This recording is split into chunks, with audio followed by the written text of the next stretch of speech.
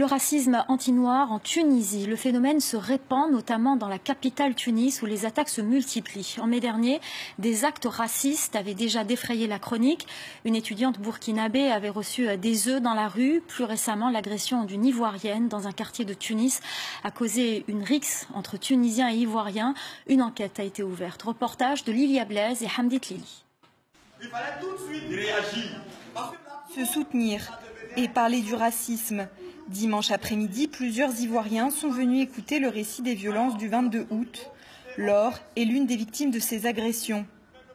Après la dame, tous les noirs qu'ils voyaient, ils agressaient ces noirs. Tabasser comme ça, c'est la première fois. Mais pour lancer les pierres, c'est pas la première fois.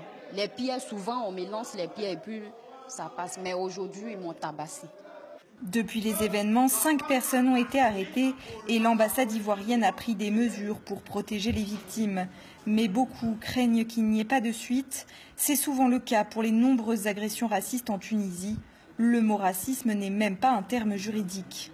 Le Tunisien ne se dit pas raciste parce que d'abord c'est honteux et deux parce que ça ne doit pas exister.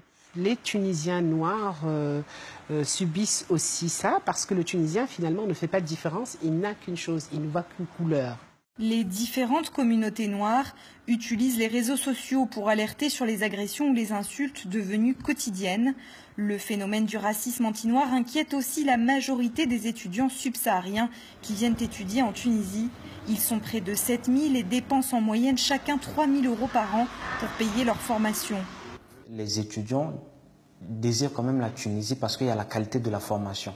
Par contre, au niveau social, c'est-à-dire au niveau de la société, la mentalité ne change pas. Ces actes n'encouragent pas les parents et également des étudiants qui sont sur place, sur le territoire, d'encourager les gens à venir étudier. Les associations dénoncent le silence des autorités tunisiennes qui s'expriment peu sur le sujet.